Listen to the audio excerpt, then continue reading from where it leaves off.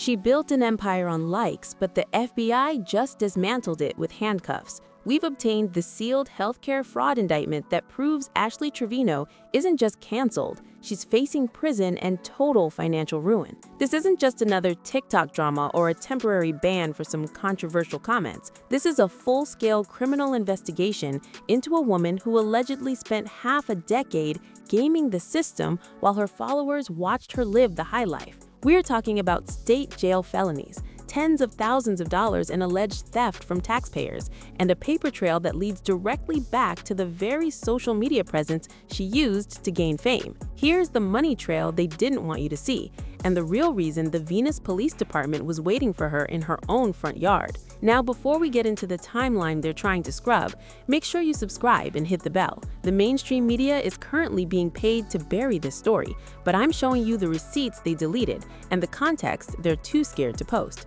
Don't let the PR spin win. Join the drip right now.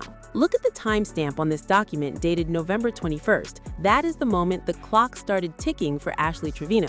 And by the time she was spotted in the passenger seat of a white BMW on December 17th, the trap was already set. For years, Ashley has been the poster child for what happens when the thirst for clout overrides common sense. She built a following of over 500,000 people by leaning into the most polarizing content imaginable, from inmate hopping and dating 19-year-olds to the absolute chaos of her home life. She wasn't just a creator, she was a spectacle. But behind the scenes, away from the ring lights and the filtered live streams, a much darker reality was being documented by the Texas Health and Human Services Commission. According to the indictment, Ashley Nicole Trevino engaged in a continuing course of conduct from May 1st, 2019, all the way to July 1st, 2024.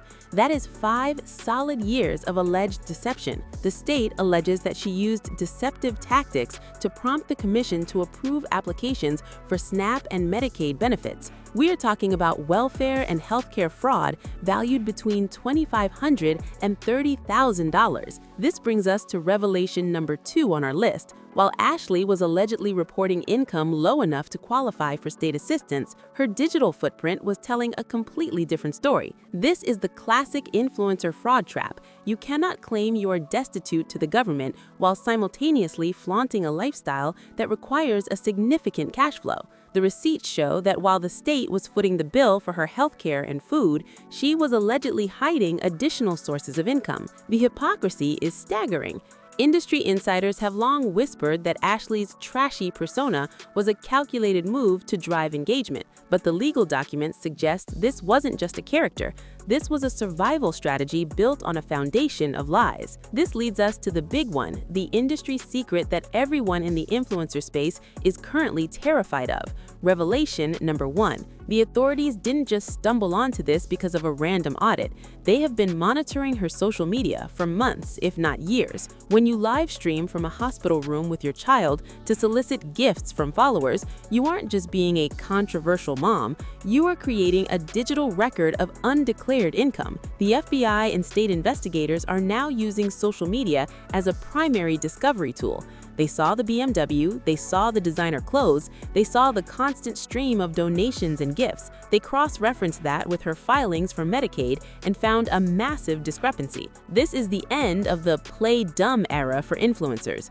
The fallout for the industry is going to be massive because Ashley isn't the only one doing this, but she is the one who got caught in the most public way possible. Let's look closer at the actual mechanics of the arrest, because the details are pure cinema. A sergeant with the Venus Police Department was actually on his way to a completely unrelated call when he spotted a white BMW parked in front of a house. The lights were on and he recognized the woman in the passenger seat immediately. According to the report, he had prior dealings with her. This is a subtle way of saying she was already on the radar of local law enforcement. When he circled back, Ashley was standing on her front porch. She didn't run, she didn't fight, she complied as the handcuffs clicked shut. This moment marks the definitive end of the Ash Trevino era as we know it. The charges she is facing are state jail felonies. In the state of Texas, these are no joke. We're looking at a sentence of 6 months to 2 years, and the most terrifying part for someone like Ashley is that state jail time is often served day for day. There is no early release for good behavior, there is no parole, you serve every single second of that time. When you combine that with the social stigma of welfare fraud, her career is essentially over. Moving to revelation number 3, the worst mom narrative isn't just a mean comment on a Reddit thread anymore. It's now part of the public record regarding her character and financial stability. For years, she was criticized for not even buying beds for her children while spending money on her prison husbands. The community has been screaming that something was wrong a long time. The hospital live streams were the tipping point, using a child's medical crisis as a content farm while allegedly frauding the healthcare system that is supposed to provide for that child is a level of irony that the court of public opinion and likely a jury will not find amusing. Think about the timeline here. From 2019 to 2024, she was allegedly collecting these benefits. During that same window, her social media was exploding. She was getting lion gifts on TikTok, which convert to hundreds of dollars in real cash. She was running affiliate links. She was potentially receiving direct Cash App donations from fans who felt sorry for her situation. Every single one of those transactions is a breadcrumb.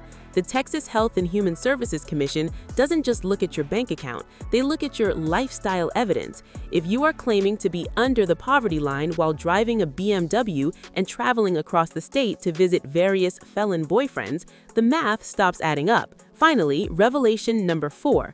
Her reaction to the arrest. Most people, when faced with 2 state jail felonies and the prospect of total ruin, would be in crisis mode. Not Ashley. After bonding out for $15,000, she took to Snapchat and Instagram Live, laughing, joking, and asking her driver if she could still go to the casino. This isn't just confidence, it's a dangerous level of delusion or a desperate attempt to maintain the unbothered brand. But the reality is, a state jail felony in Texas is a permanent mark. It ends your right to vote, your right to own a firearm, and drastically limits your future employment opportunities outside of the social media bubble she's currently popping. The PR spin is trying to frame this as a mistake or a misunderstanding by her legal team. But you don't misunderstand 5 years of applications. This was a pattern. This was a choice. And while she's on bond today, the money trail is only getting longer as investigators look into her gifts and donations. The industry plant logic here is that Ashley actually benefited from being hated. She leaned into the villain role because it paid the bills, but she forgot the golden rule of being a public villain. Don't give the government a reason to check your paperwork. Every time she posted about prison husbands or bragged about her haters, she was drawing more eyes to her lifestyle. Those eyes eventually belonged to investigators who were taking notes. They documented her trips to San Antonio, where she was surrounded by police in downtown after things got out of hand at a restaurant. They documented the claims that she didn't have basic furniture for her kids while she was flaunting designer goods. This case is going to be the blueprint for how the state handles social media influencers moving forward. If you are profiting from a public persona, you have to report that profit.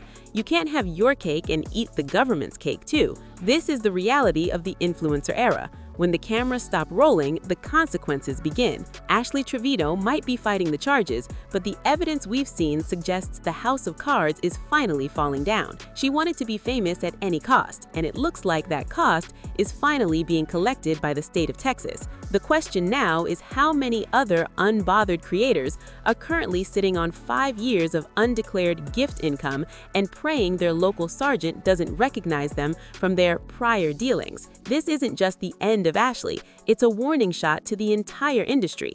As the court dates approach and the district clerk starts uploading the full discovery, we're going to see exactly how deep this deception went. We've heard rumors of offshore accounts and hidden cash apps, but the indictment focuses on the core issue. She allegedly took money meant for the truly needy while she was building a brand on being the most controversial woman on the internet. It's a classic story of greed meeting the digital age, and the digital age always keeps receipts. Ashley Trevino thought she was playing the system, but in reality, she was just providing the evidence for her own prosecution in real time. Every post, every live, and every gift was a nail in the coffin of her freedom. The white BMW she was sitting in when she was caught, that might be the last luxury vehicle she sees for a very long time, unless it's a transport van heading to an Ellis County courtroom. She can laugh on her way to the casino for now, but the state of Texas has a way of getting the last laugh when it comes to $2,500 to $30,000 in missing funds. This is The Drip, and we will be here to see the final verdict, because this story is far from over.